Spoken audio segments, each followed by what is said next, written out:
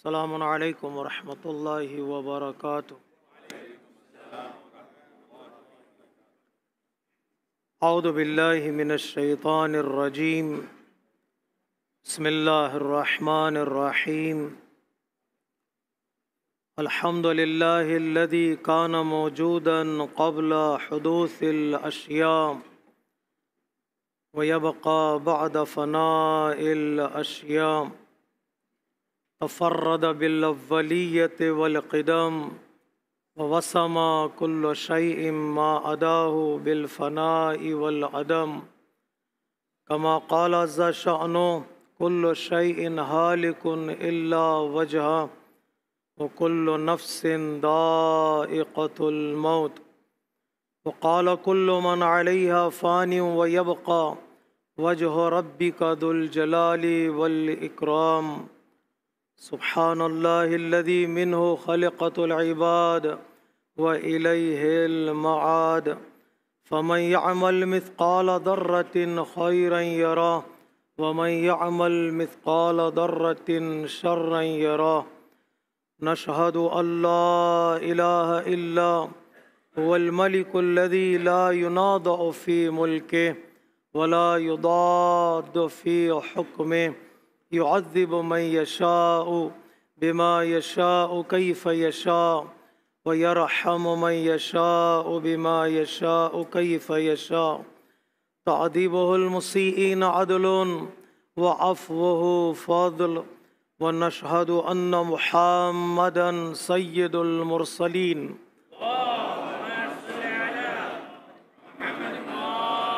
وخير المبشرين والمنذرين، صلى الله عليه وآله الهداة المهديين، من ركب سفينتهم نجا واهتدى ومن تخلف عنها ضل فغرق وهوى، أوصيكم عباد الله بالاعتصام بالتقوى فإنه حبل متين وعروة وثقى، أما بعد فقد قال الحكيم في كتابه الكريم وقوله الحق، بسم الله الرحمن الرحيم، ولا تكونوا كالذين نسوا الله فأنساهم أنفسهم أولئك هم الفاسقون، صدق الله العلي العظيم۔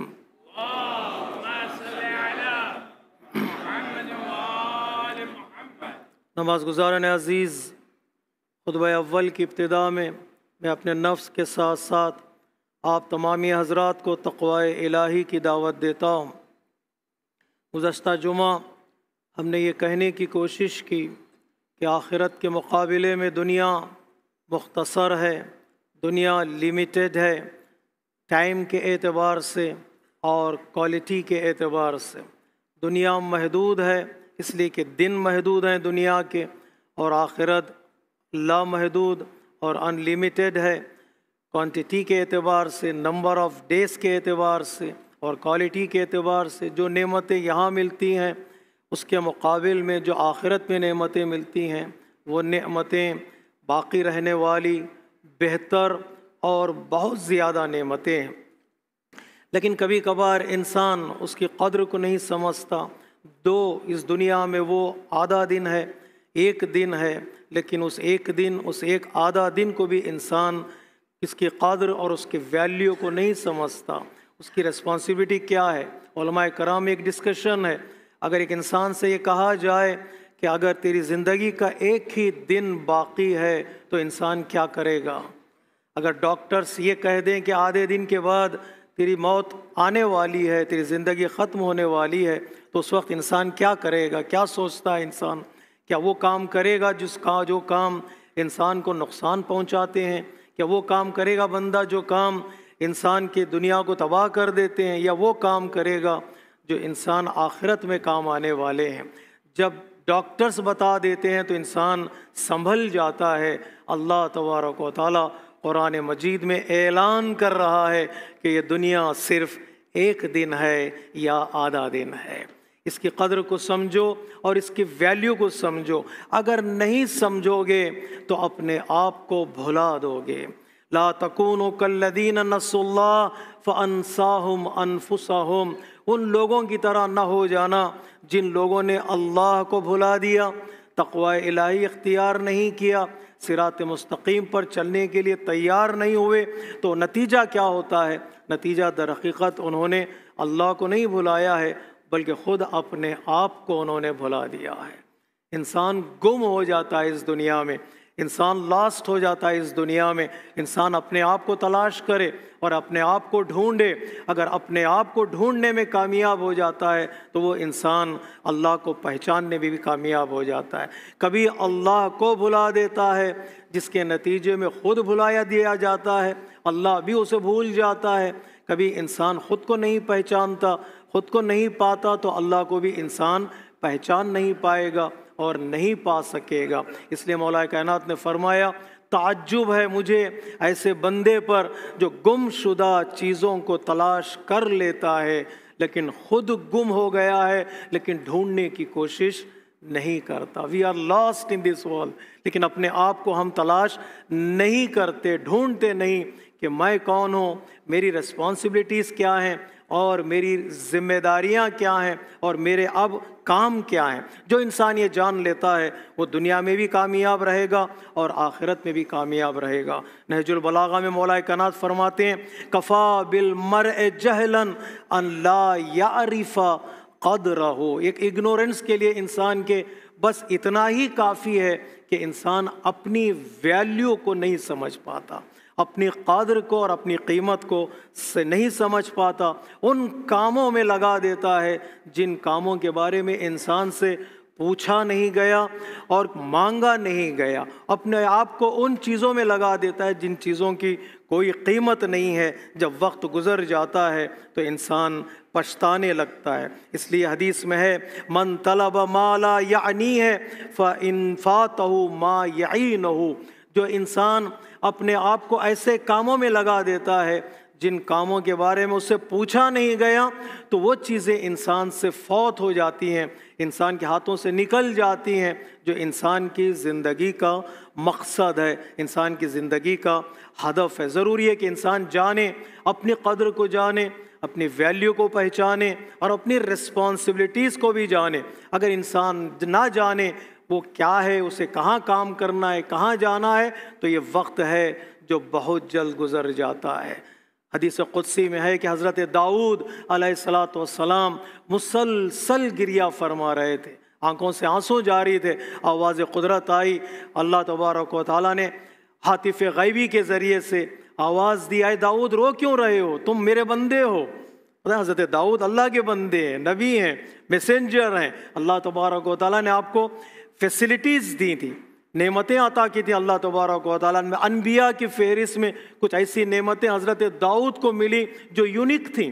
جب حضرت داؤد مناجات کرتے تھے پہاڑوں پر جا کر، سارے برڈز اور پرندے حضرت داؤد کے ساتھ مل کر اللہ کی تسبیح کرتے تھے، پرندوں کی زبان آپ جانتے تھے۔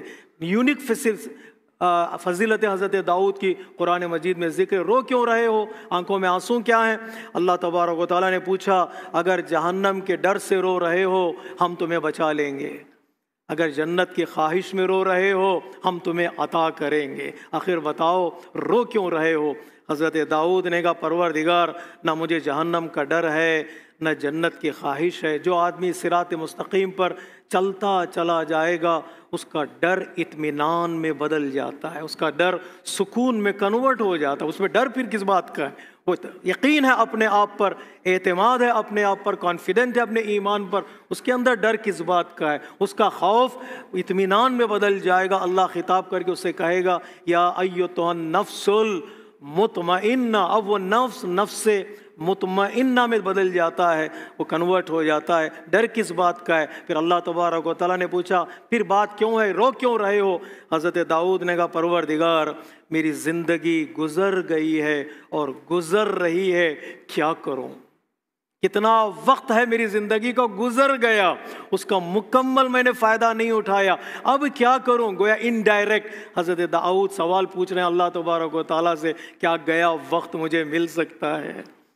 وہ واپس دے دے اللہ، اس دن کا میں پورا استعمال کروں گا، وہ وقت آ سکتا ہے واپس، وہ گھنٹے آ سکتے ہیں، اللہ تبارک و تعالیٰ کی آواز ہے ہائے ہاتھ، وہ نعمت تمہیں دوبارہ ملنے والی نہیں، وہ نعمت تمہیں دوبارہ ملنے والی نہیں۔ انبیاء علیہ السلام نے سوال کیا تو جواب آیا وہ نعمت نہیں، اب تب ہے تمہارے پاس، اس کا بھرپور فائدہ اٹھاؤ۔ کیا کروں کہ میں اس وقت کو بچا سکوں؟ دیکھو ذمہ داری کیا ہے، کبھی کبھار ہم اپنے آپ پر کام نہیں کرتے، جو ہماری رسپانسبلٹیز ہیں اسے پورا نہیں کرتے۔ ایک مثال دی علماء کرام نے، ایک شخص بڑی محنت سے اس نے پیسہ جمع کیا، پیسہ جمع کرنے کے بعد اس کے دل میں خواہش پیدا ہوئی کہ گھر بناؤں، میرا بہترین گھر جہاں میں رہ سکوں، میرے گھر والے رہ سکیں۔ وہ گیا ایک زمین پر، اس نے بہترین گھر بنایا اپنے گھر والوں کے لیے، اپنے لیے۔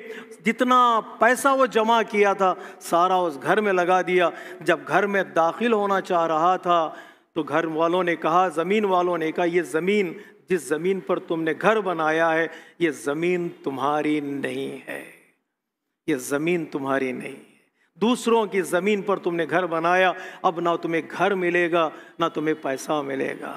یہ مادی زندگی میں ایسا ہوتا ہے، کبھی کبھار انسان دوسروں کی زمین پہ اپنا گھر بنا لیتا ہے، انسان کو اندر جانے کی اجازت نہیں دی جاتی۔ یہی زندگی کا حال ہے، ہمارا ایمان کا حال۔ ہم جس بدن پر کام کرنا چاہیے تھا، جس روح پر کام کرنا چاہیے تھا، جس ایمان پر کام کرنا چاہیے تھا، ہم نے وہاں کام نہیں کیا، بدن کا خیال کیا، بدن زمین میں گیا اور زمین میں بدن مل گیا۔ جو روح انسان کے پاس ہے، بندہ کہے گا میں نے بڑی محنت کی ہے، آواز قدرت آئے گی تم نے دوسروں کی زمین پر محنت کی ہے، اپنی زمین پر محنت نہیں کی ہے۔ کاش تم روح کا خیال کرتے، کاش تم ایمان کا خیال کرتے، کاش تم اپنے اعتماد اور اعتقاد کا خیال کرتے، تو وہ گھر تمہارا ہوتا، وہ زمین تمہاری ہوتی، آج تمہیں داخلے کی اجازت دی جاتی۔ اکثر و بیشتر موقع پر انسان دوسروں کی زمین پر کام کرتا۔ دوسروں کی زمین کا مطلب جو ذمہ داریاں ہیں وہ ذمہ داریاں انسان پوری نہیں کرتا۔ اس لیے اللہ تبارک و تعالیٰ نے قرآن مجید میں کہا ہے، بار بار کہا ہے، فَاذْكُرُونِي اذکرکم، اپنے آپ کو مصروف رکھو اللہ کے ذکر میں، اللہ تبارک و تعالیٰ بھی تمہیں یاد رکھے گا، تمہیں بھلائے گا نہیں۔ تم اللہ کو یاد رکھو، اللہ تمہیں یاد رکھے گا۔ وَاشْكُرُوا لِي وَلَا تَكْفُرُونَ، جو نعمتیں تمہیں مل چکے ہیں ان کا صحیح استعمال کرو۔ در حقیقت شکر یہی ہے، اور کبھی کفران نعمت نہ کرنا۔ تو کیا کروں کہ میں اپنے وقت کا صحیح استعمال کروں، کیا کروں میں اپنے ٹائم کا صحیح استعمال کروں؟ دو کاموں کو چھوڑنا پڑے گا۔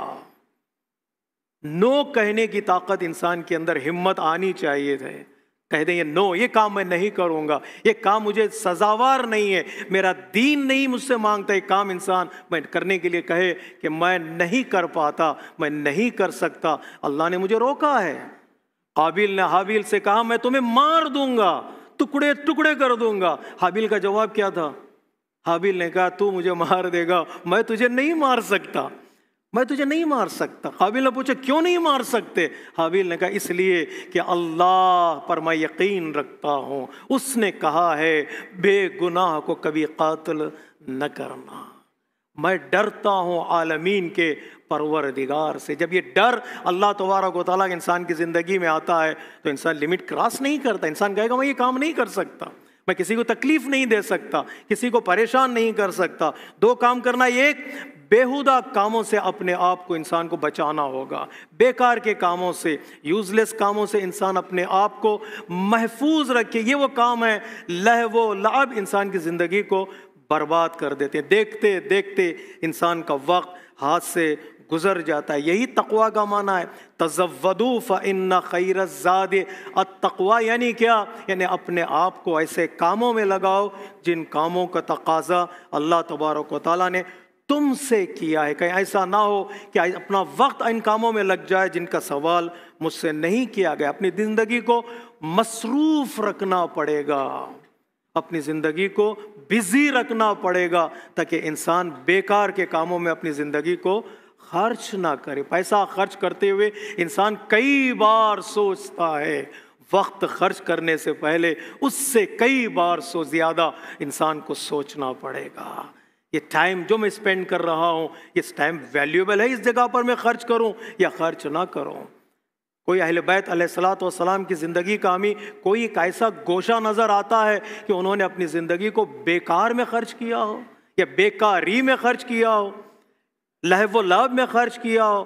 مولا کائنات جب خلافت مولا کائنات سے چھینی گئی، ولایت کا حق نہیں دیا گیا، تو مولا کائنات 25 سال رہے۔ تو یہ سوال کر سکتا ہے بندہ کہ 25 سال مولا کائنات بیکار رہے؟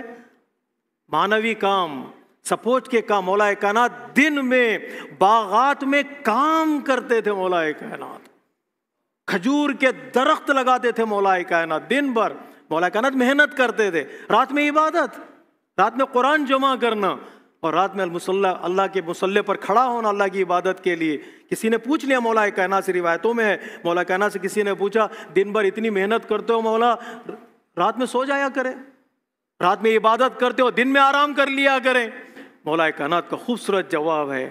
دیکھیے معنوی طاقت ایک ہوتی ہے انسان کے اندر، اللہ تبارک و تعالیٰ کی عطا ہے۔ جب انسان اللہ کے راستے میں چلتا چلا جاتا ہے، یہ قوت بھی آ جاتی ہے، ایک طاقت بھی آ جاتی ہے۔ مولا کائنات فرماتے ہیں اگر دن میں آرام کر لوں تو قوم کا سہارا کون بنے گا؟ اگر رات میں سو جاؤں تو میری آخرت میں کام کون آئے گا؟ میں دن میں جو محنت کر رہا ہوں تمہارے لیے، اور رات میں جو قیام کر رہا ہوں وہ میرے لیے ہے۔ کچھ کام تمہارے لیے ہونے چاہیے اور کچھ کام میرے لیے ہونا چاہیے۔ دن میں محنت کروں، قوم کے کام آؤں۔ اس لیے میں نے بتایا نماز ہر دن کی نماز مغرب اور عشاء کے درمیان کبھی کبھار مستحب واجب ہے کہ انسان پروویژن کی طرف جائے، سسٹیننس کی طرف جائے۔ ہر باپ پر واجب ہے بچوں کے رزق کو تلاش کرے۔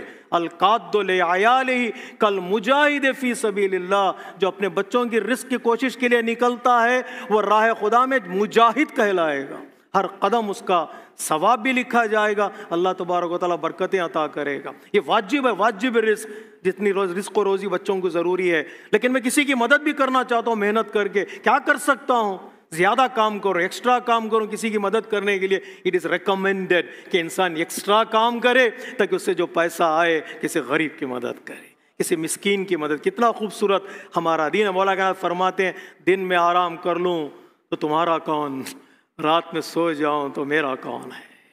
میں تمہیں بھی بچانا میری ذمہ داری ہے اور خود کو بھی بچانا ذمہ داری ہے۔ دن اور رات کو یوں انسان استعمال کرے تاکہ دنیا اس کے کام آئے، دنیا اس کی غلام بن جائے۔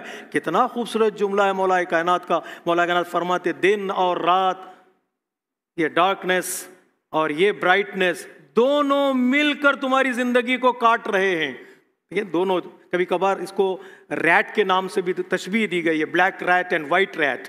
یہ دن اور رات، رات کا اندھیرا دن کا اجالا، دونوں مل کر آئے انسان تیری زندگی کے روپ اور رسی کو کاٹ رہے۔ اس سے پہلے کہ رسی ساری کٹ جائے ان دن اور رات سے فائدہ اٹھا لینا۔ دن آیا اور گزر گیا، کوئی فائدہ نہیں اٹھایا، تم نقصان میں رہو گے۔ وہ کاموں سے پرہیز کرو جو کام بیہودہ ہیں، جن کے بارے میں تم سے سوال کیا جائے گا اور بندے سے سوال کیا جائے گا کیا ہوا تم جہنم میں آ گئے۔ ایک بندہ دوسرے بندے سے پوچھے گا کیا ہوا تم جہنم میں آ گئے۔ کننا نخوض مع الخائضین، ہم ان لوگوں کے ساتھ بیٹھتے تھے جن کا پاس کوئی کام ہی نہیں تھا، جن کے پاس کام نہیں تھا۔ کام نہیں تھا کا مطلب کوئی پروفیشن نہیں، کوئی محنت نہیں، کوئی تلاش نہیں، کوئی کوشش نہیں۔ تو جب بیکاری ہوتی ہے، بیکار کا دل، بیکار کا ذہن شیطان کا گھر ہوتا ہے، وہ پلان بنا کر دیتا ہے۔ آیت اللہ جواد عملی فرماتے انک قادح الی ربک قدحا فملاقی، کچھ راستے بنے ہوئے ہیں، ان راستوں پر چلنا ہے۔ مجھے مکہ مکرمہ جانا ہے تو راستہ بنا ہوا ہے، مجھے کربلا جانا ہے تو راستہ ہے، اسی راستے سے مجھے جانا ہے، راستہ معین ہے، ایکسٹرنل وے۔ لیکن کچھ راستے ہیں جو مجھے بنانی ہیں۔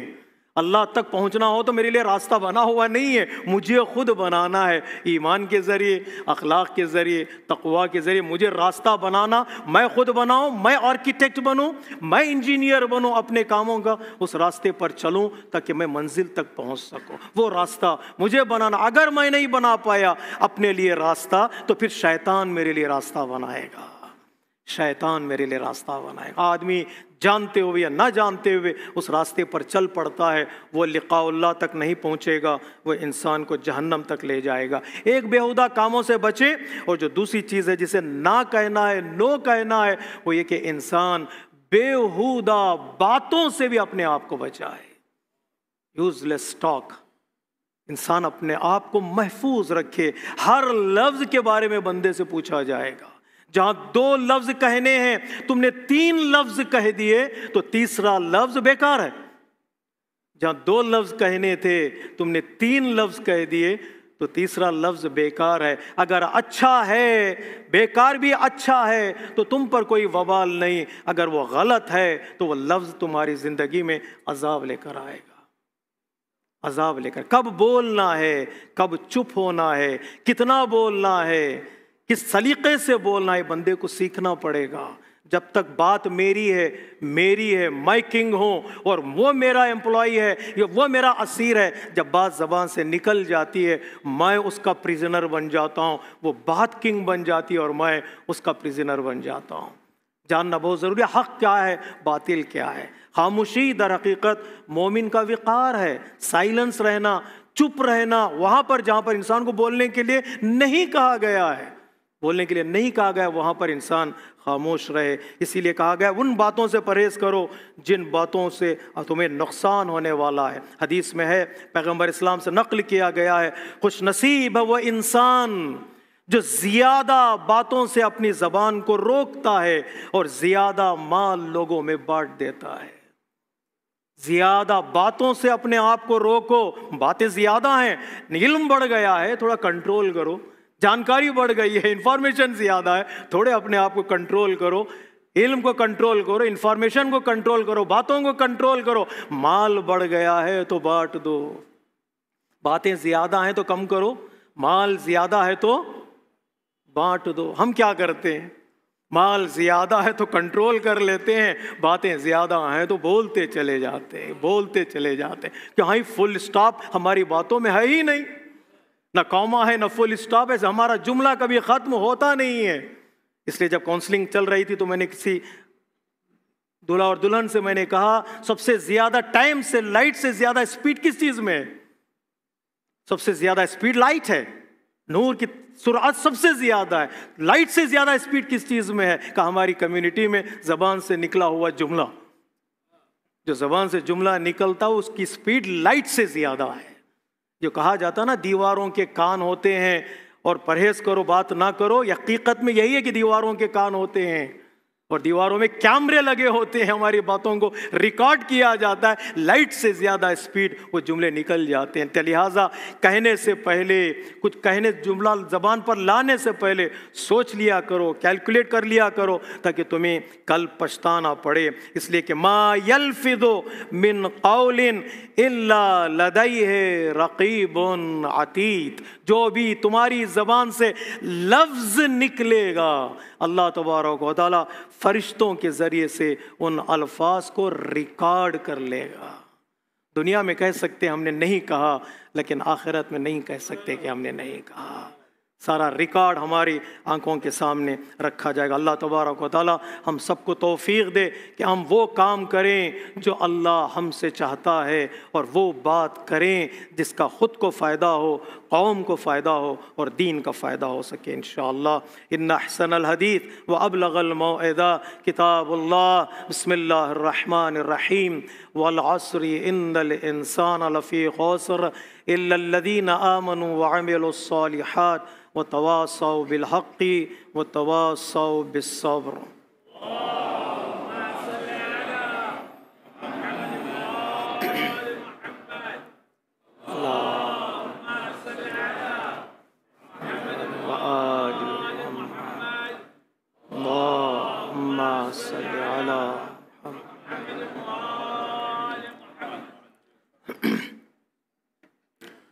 بسم اللہ الرحمن الرحیم،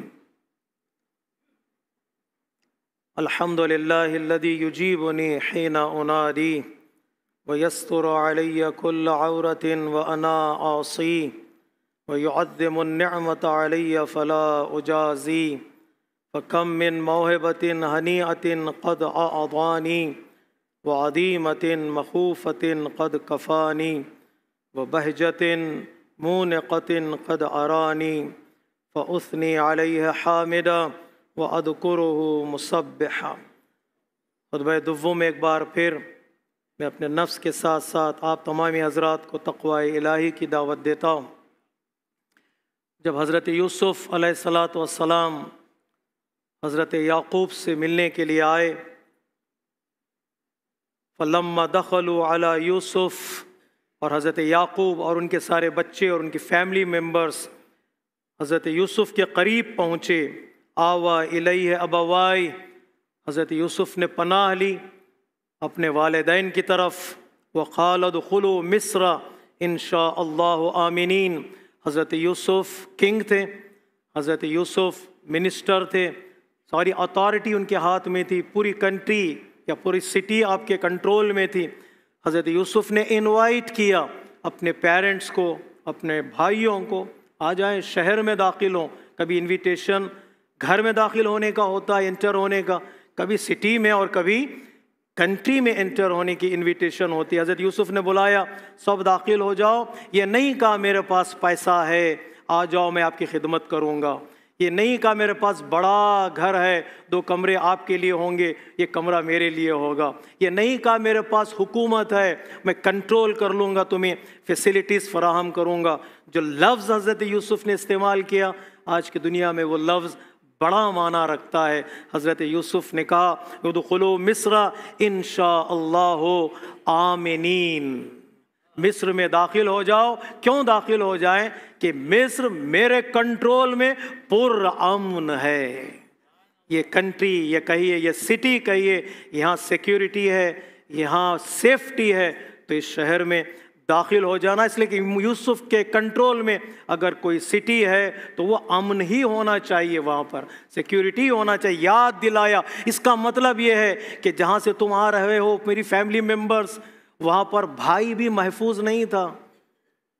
یہ یاد دلایا حضرت یوسف نے، جہاں سے تم آ رہے ہو کنعان سے، وہاں پر بھائیوں کی طرف اشارہ کر کے بتانا چاہ رہے ہو وہاں بھائی بھی محفوظ نہیں تھا۔ 11 بھائیوں نے مل کر اپنے ایک بھائی کو کنویں میں ڈال دیا، کنویں میں پھینک دیا تھا۔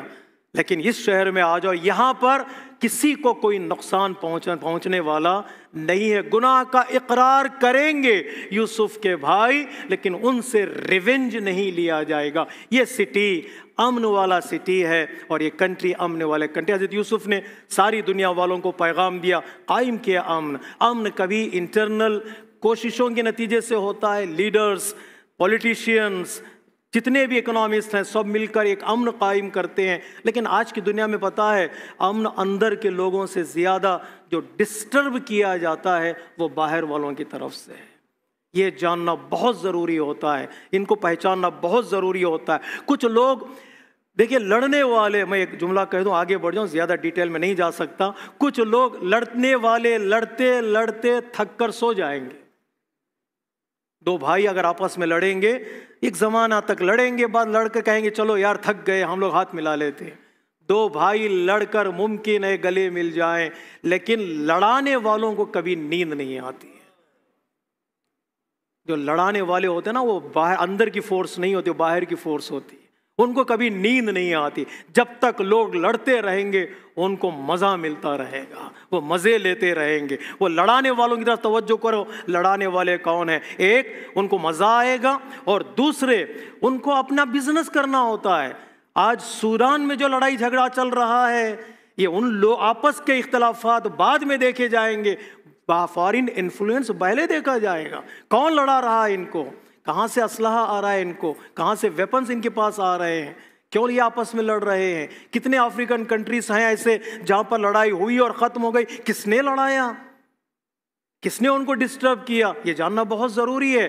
لوگوں کو بزنس کرنا ہوتا ہے، ایک چیز بیچنی ہوتی ہے تو لوگ اس کو بیچنے کے لیے بہانے ڈھونڈتے ہیں، بہانے ڈھونڈتے۔ بچوں کے اندر بھوک پیدا کی جاتی ہے تاکہ بچے چپس کی طرف جائیں، بچوں کے اندر ایک ہنگرینس پیدا کی جاتی ہے، بچے ایسے طرف جائیں جہاں جنکس فوڈ ہو، وہ کھاتے جائیں گے بھوک بڑھتی جائے گی، کھاتے جائیں گے بھوک بڑھتی جائے گی۔ کیوں بڑھائی جا رہی ہے بھوک؟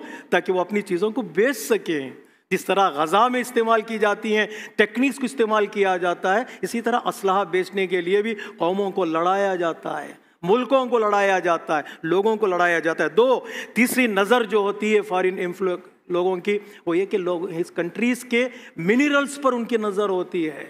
ساری دنیا کی نظر سوڈان پر، اگر سوڈان میں ہے کیا چیز، ایک ڈیزرٹ ہے، بھائی سوڈان کیوں جا رہا ہو سوڈان کی طرف؟ آپ کو معلوم ہے سب سے زیادہ جس کی نگاہ دنیا کی سوڈان کی طرف ہے وہاں کے گولڈ کی وجہ سے ہے، وہاں کے ڈیزرٹ کی وجہ سے نہیں ہے۔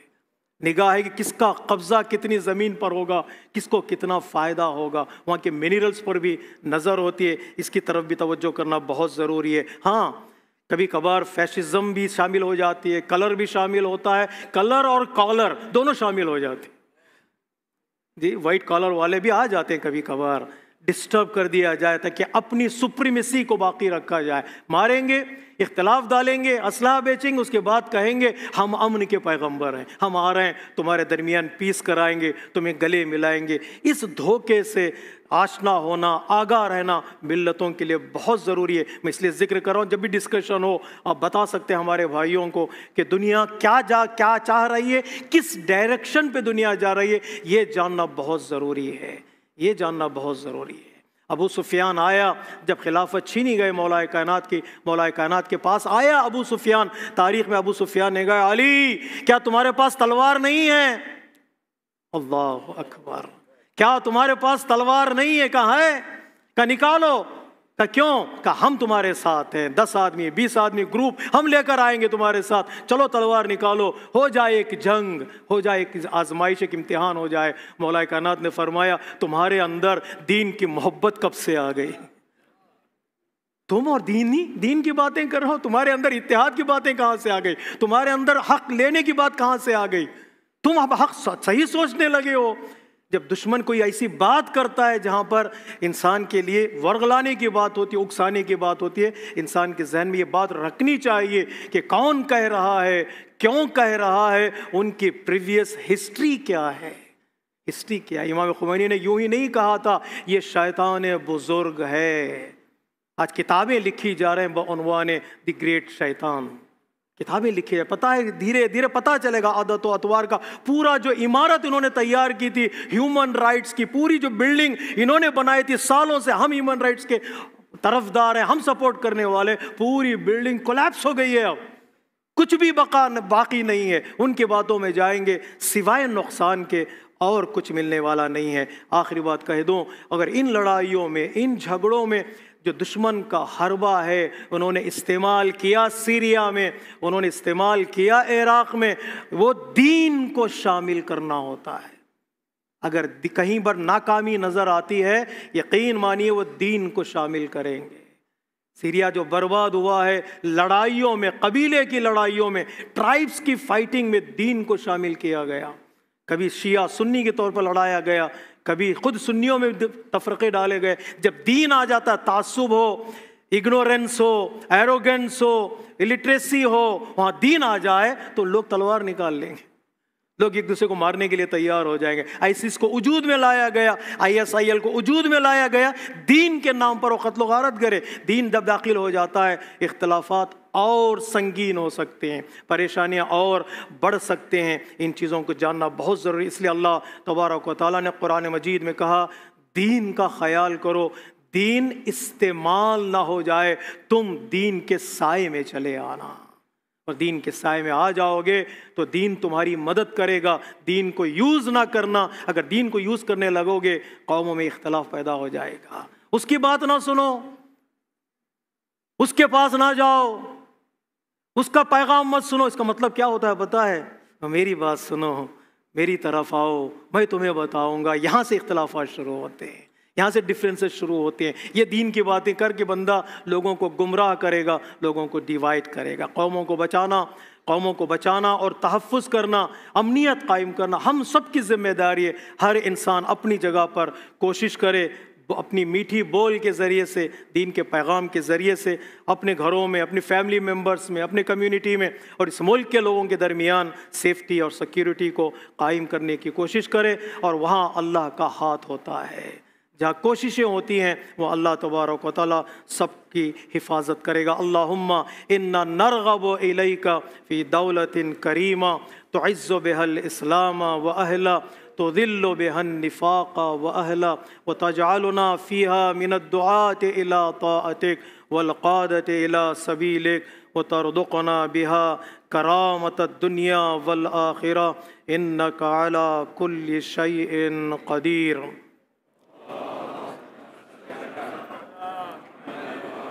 اللہ